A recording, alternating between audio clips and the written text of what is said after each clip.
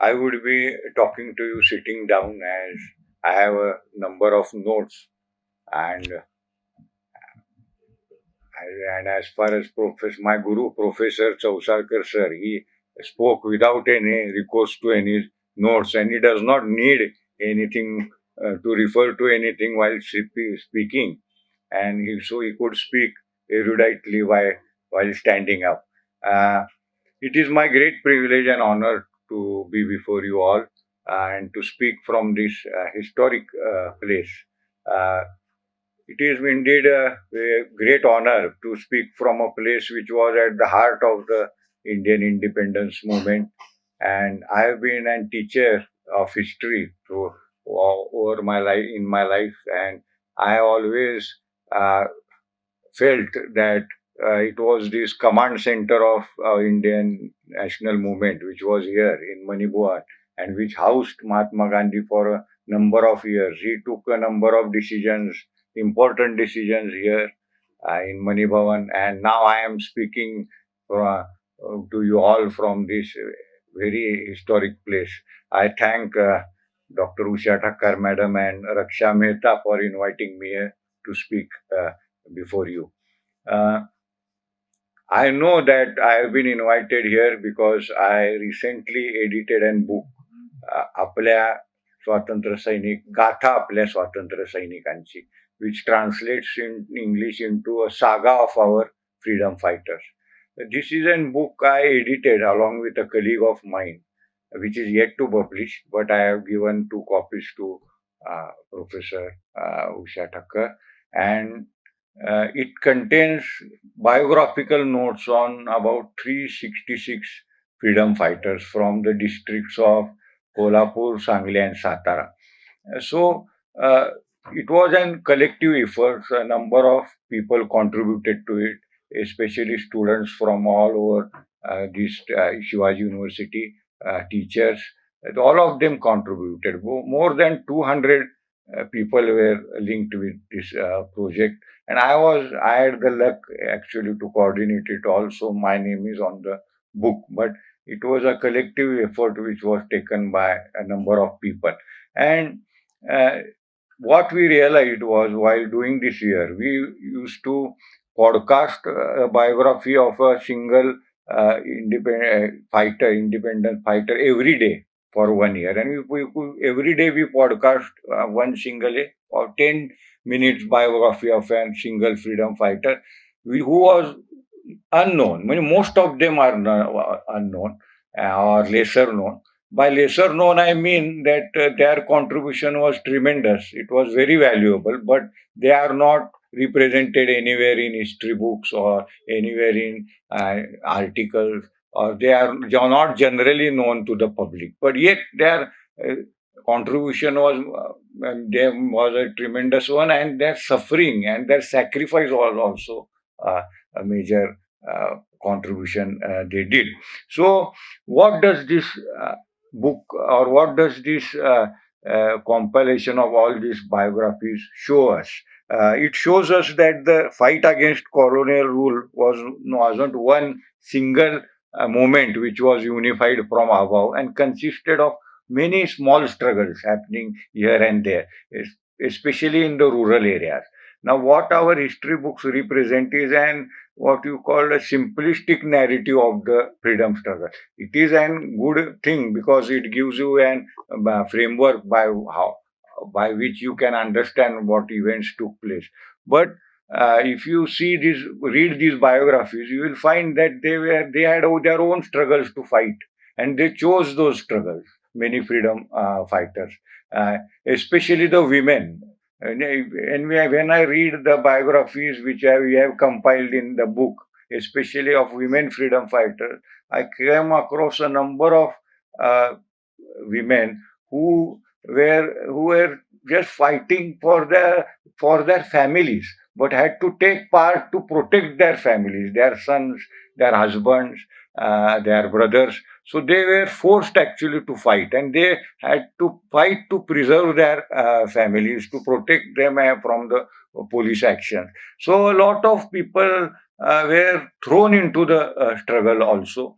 Some of them chose to fire the struggle also. So, another thing which emerged in this whole project was that the tremendous sacrifices which were made. uh, if you read the 365 biographies, you will find at least 150 people who sacrificed their not only their income, but also their sons, their daughters, and their husbands to the freedom struggle. They had to suffer a lot. They faced imprisonment. They faced what you call police action with resilience, and they did that to for the country and for their families. So.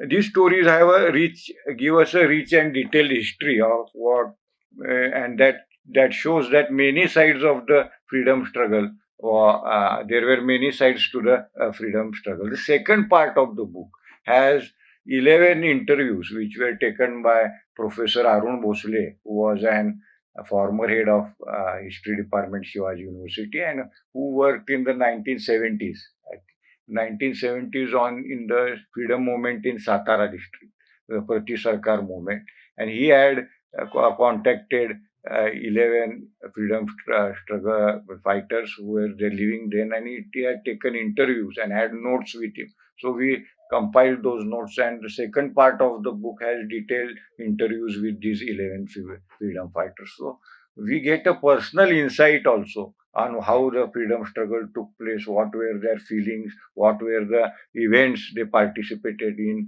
what were their ideologies of the freedom fighters. So this a different picture emerges. Normally, what historians do, they try to compile, or what you can say, draw a chronological timeline of the events.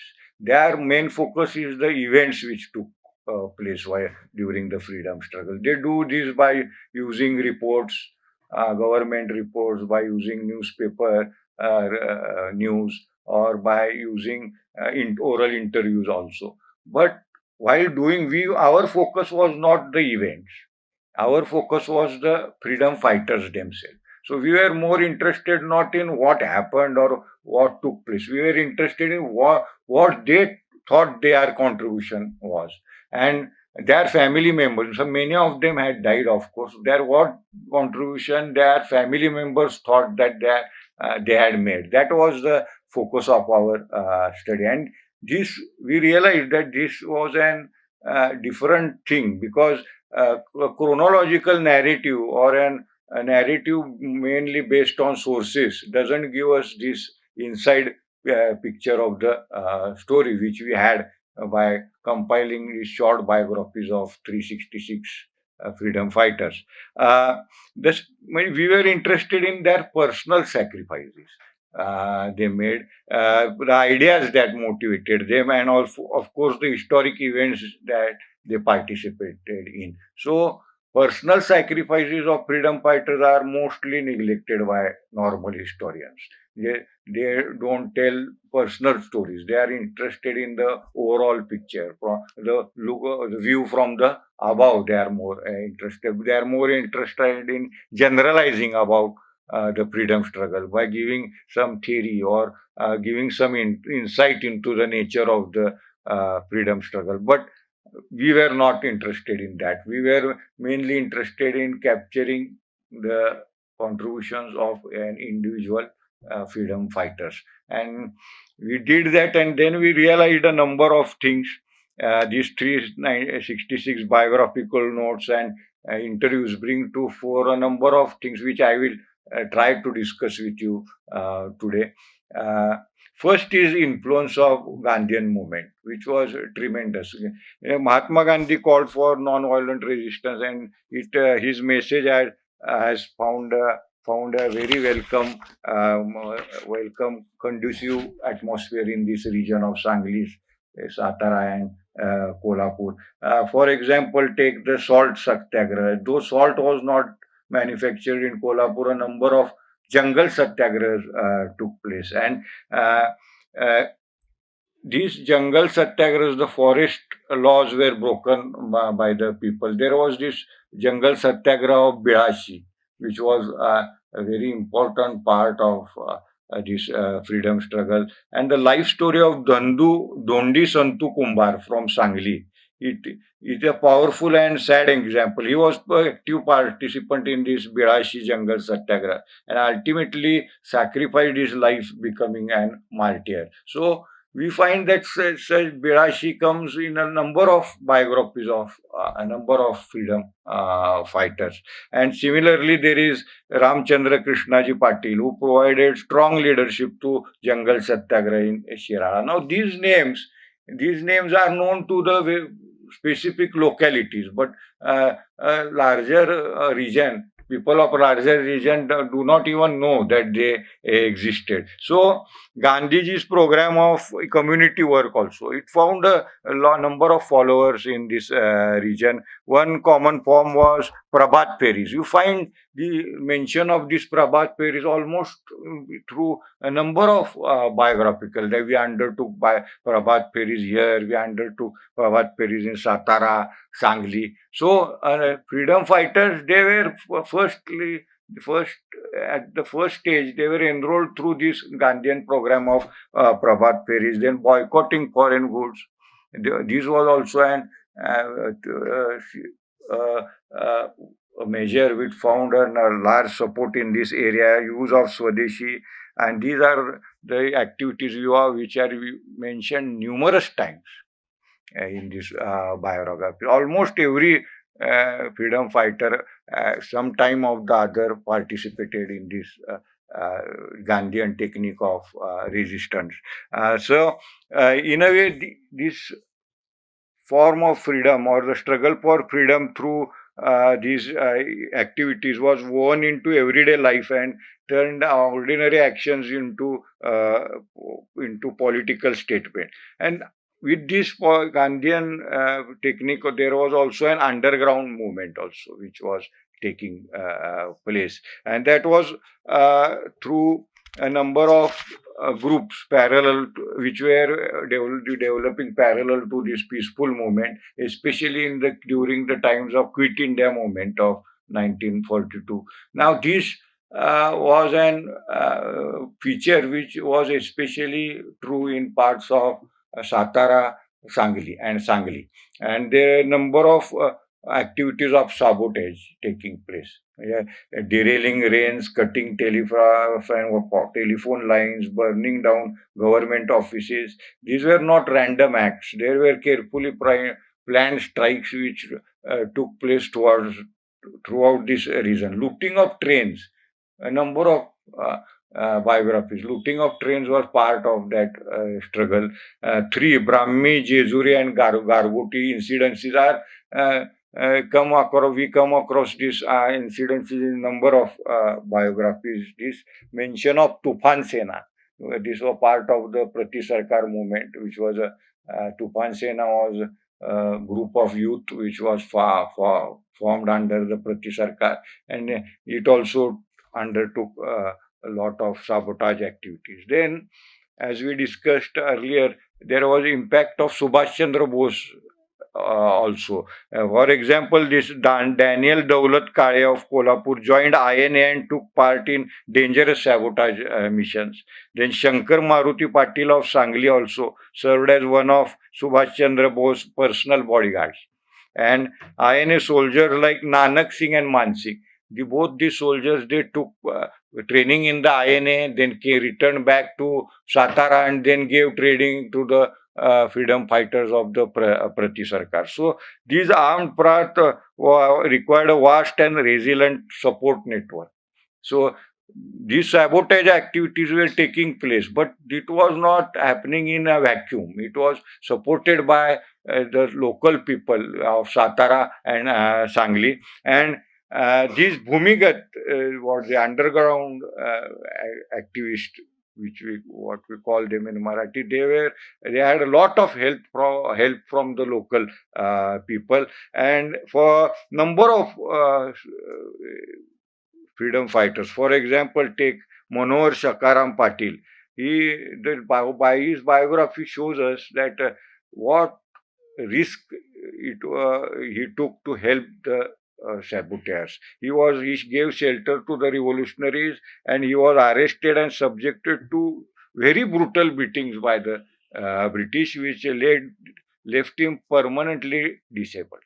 So he had to face the violence. He had to face, and yet our biography states that he did not betray his comrades. So uh, this help, I think, comes across as an important part of this biography. This network of silent supporters. We find that a number of incidences are there in the biographies of the fighters where they state that they were helped by his supporters. And what I find uh, interesting is that the names of these supporters are lost to us. Many of these supporters are lost to us.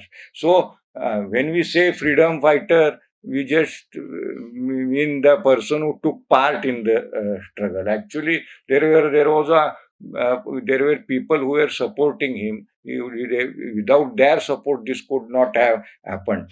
And I came across an incident while doing this work uh, about Satara. In Satara, there was this Inspector General of Police, O. Gorman, who asked the SP, Superintendent of Police, who was E.S. Modak, to uh, sabotages were happening in such a prolific manner that they wanted to do something to stop them. So he asked the SP, Modak, to what can we do to stop this sabotage? So Modak suggested that if we want to stop the sabotage activities, we have to arrest the people who support the sabotage.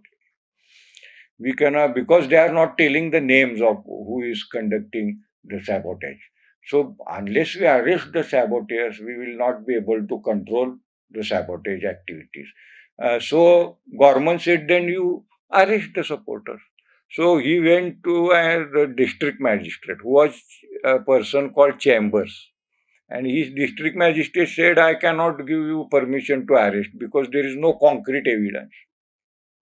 So he came back to the IG and said, "Oh, to go government, we are not getting permission to arrest these supporters. So what shall we do?" So what government did? He got the district magistrate transferred and got another liberal British magistrate in his place, who gave him permission to arrest the saboteurs. But in between, about 6 months' time had elapsed, and the figure of supporters had grown to 800.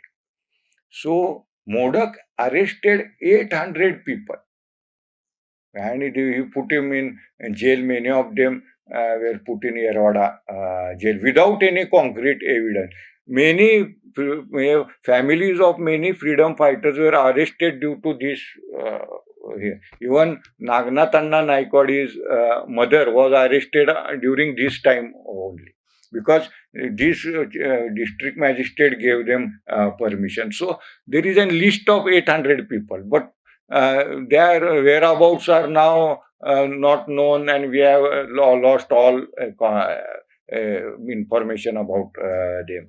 The third thing was the Prati Sarkar movement of Satara, which all of you know was an parallel government. It was effort to construct an state within the state, and it was an effort to completely replace the British government's authority. And from 1942 to 1946, for about 3 4 years, the whole Satara region was under control of the Prati Sarkar. They did all sorts of activities. They applied Janta Nayalayas, People's Court, and they tried criminals in those people's courts. Their leader, as you all know, was Nana Patil, and it was under his leadership that the whole Prati Sarkar functioned. There's a lot of done work which has been done on the Prati Sarkar, and they used to hit the people with a sort of whip or cane. That it was also called Patri. it was called Patri Marne. So they used to punish money lenders with the whips. So this was an alternate effort to create an alternative government there. It tackled social problems, and it also advocated ban on alcohol and protected the poor from being exploited. Uh, the Party Sarkar represents the greatest example we find in this region of self-rule at grassroots level during the Indian freedom struggle. A number of biographies are connected with the Party Sarkar. We find biographies about J.D. Bapulad, Nagnath Anna, and even smaller activists which took part in the movement in our biographical book. Uh, the movement here, freedom movement here, was also people's struggle. It was not only about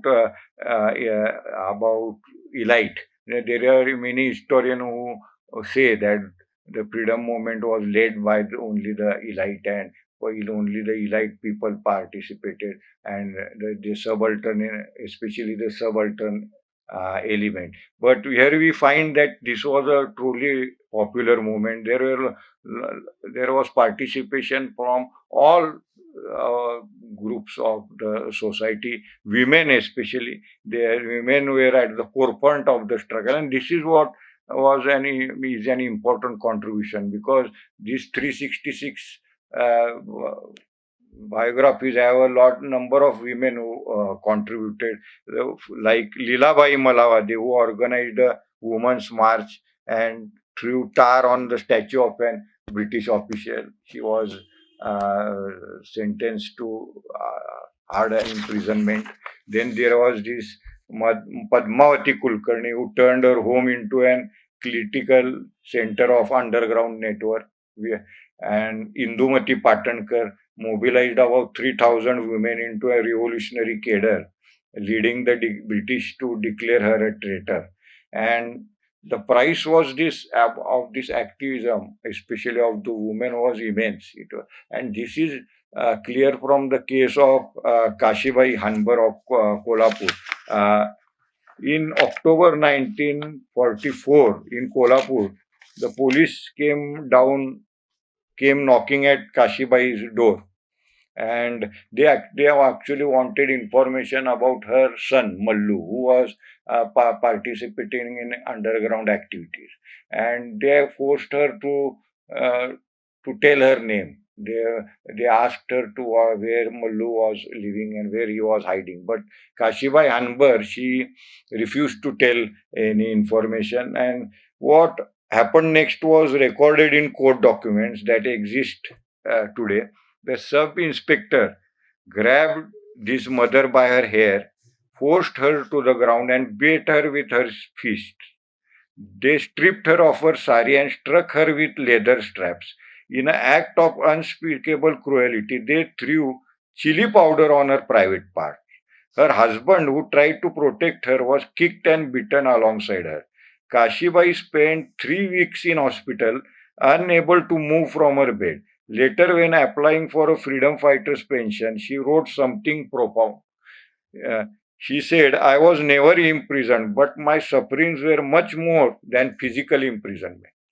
So later also, when they applied for pension, many of them were asked proof of proof. Now this lady, she did not have any proof of that, but her physical sufferings were immense, and later she presented a proof that Mahatma Gandhi, on in a press statement from Varda on February 17, 1945, he had written that the growing number of reports of assault and torture on prisoners to extract confessions is a painful experience for me, and I want to share with the public.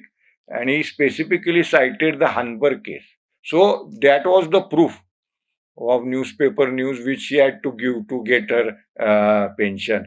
And so bringing it to national, and it was the Mahatma Gandhi's news conference which brought this case to national attention and exposed the savage face of British. Then there is the case of Lilatai Uttam Rao Patil also, which was exciting, which when she was sprung or freed from the jail from Yerwada by taking a disguise of a mother carrying a child. So such stories are also there in the biographies. The major participants were farmers. They were backbone of this struggle. Uh, Massive land tax was there in princely states of Kolhapur and Sangli. Farmers took out morchas. They participated in processions against this land tax and especially against money lender. So money lenders was there. There was this Patil, Ganpatrao Patil of Bilashi, whose biography is also there, who resigned, who was actually a government officer, but he resigned due to the movement in 1942, and taking his example, about 65 Patils from all the neighboring villages, they had resigned. So government officers also took part in this struggle.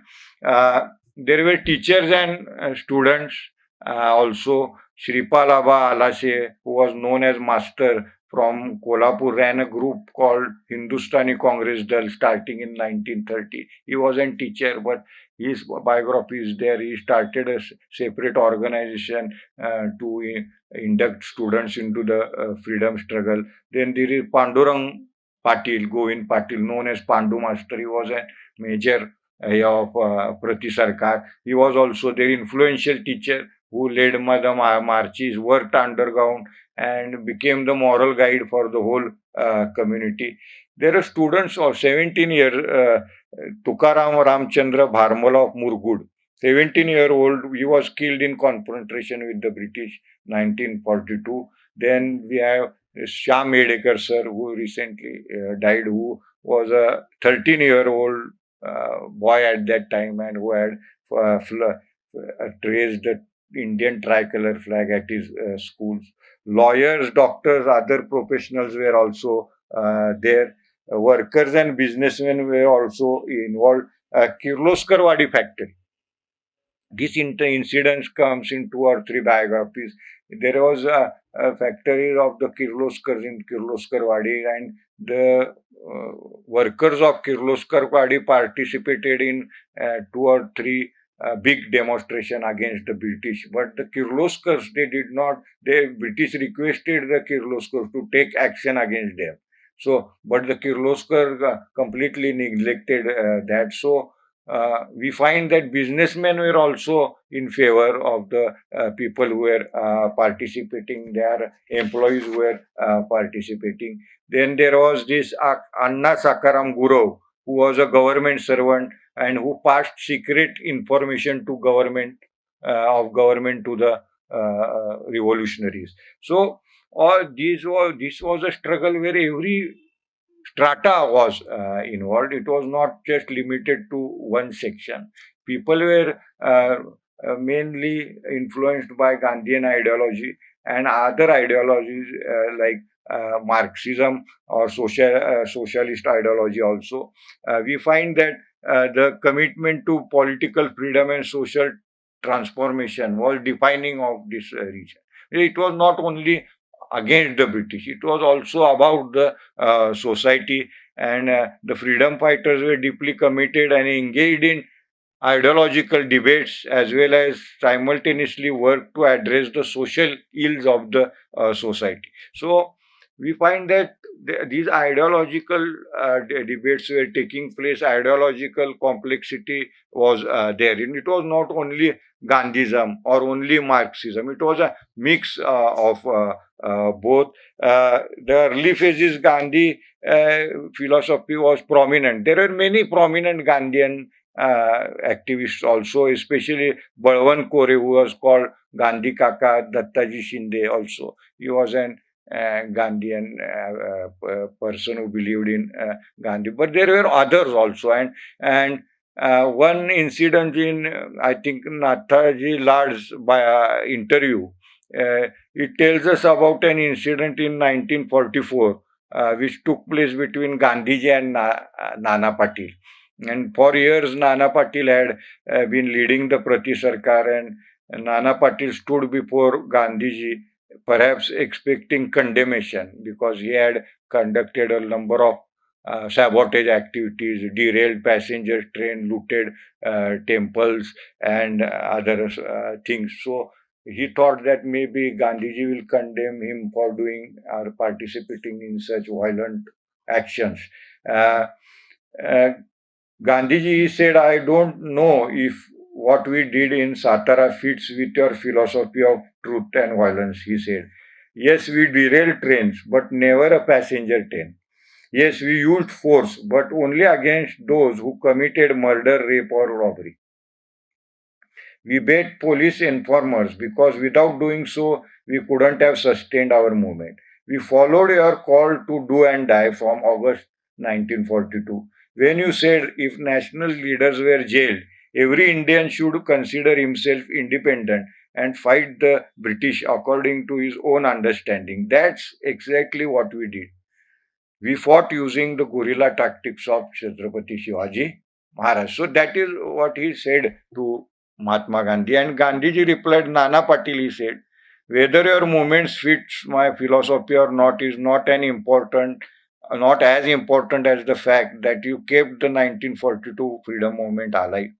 Satara has defended the honor of that movement. I am one of those who believe that violence of the brave is better than the non-violence of the cowardly. So this was a complex thing. It was not only about violence or non-violence. This was about interpreting what was there and what would be the measures which would help the British leave India. So the Quit India movement also saw a significant surge in socialist and radical thought. And we also find uh, Roy, Roy's thoughts finding support in some freedom fighters. The interview with Shantabai Patil, wife of prominent leader Atmaram Patil, provides a fascinating glimpse into influence of a third, less discussed ideology. It is almost non-existent. We do not discuss it. But in this interview, she says that Atmaram Patil became a Royist in 1939. She details the complex ideological conflicts that rose from it, noting that Royists supported the British war effort against fascism, believing that victory for Hitler would be a greater disaster for humanity and India's future freedom. This put them at odds with Congress Quit India strategy. And this nuanced position, often misunderstood by contemporaries as collaboration, highlights the complex intellectual debate. This was happening. We tend to forget it that it was not a simple one ideology struggle. It was a mix of ideology, many people fighting it, believing in their own thought. The ideological plurality was an important strength of this movement. It was not at all a weakness. Different ideologies provided different inspirations to people. The common people, in fact, many we find that they had absolutely no inkling. They only knew one thing, that the British should go. But then they were having their own perception about the freedom struggle, and they participated to support that perception. It was also a struggle for social justice. This whole freedom struggle in this region. The Gatha, which the book we did, highlights this. Freedom fighters wasn't limited to just winning political freedom. We find a number of freedom fighters who fought against the British, but were also undertaking constructive work like that against caste system and untouchability. For example, Saraswati Bai Tikekar and Nana Ramchandra Patil. dedicated their life to getting to rid of the practice of untouchability. Then there was also focus on agrarian reform and economic justice. Leaders like Bhupal Chauhan, Rangrao More, Ishwara Guru, they organized farmers to protest against unfair taxes and exploitative British policies. So uh, were not only about, it was not only about British but also about improving their own social and economic circumstances. The Prati Sarkar was its strong action against took strong action against money lenders and collaborators. This is clear from a number of biographies. Prohibition of alcohol and addiction. This was this also comes across a number of biographies. They thought that their work against for prohibition was an important part of the whole freedom struggle. They were yeah, one thing is there. They were also people were also dreaming about what was going to come later. They wanted these things to happen during the freedom struggle itself. They were planting values in the people of how India should be or could be later. So we find that this was a trend in this. Freedom movement around this region, and we see that uh, there were many people like Lilatai Patil, Kashibai Hanbar, Sheikh Kaka, Dondu Kumbar, and many other names which are recorded, which give us an different insight into the nature of freedom struggle which took place. Because if we go in at a micro level, we find a different world uh, uh, than that at the macro level, and this is what we have done actually. We have tried to go at the micro level, study the individual freedom fighter, and try to get get idea of their motivations, uh, their participations in the freedom struggle, and their dreams also of what the concept of India was to be when we got freedom.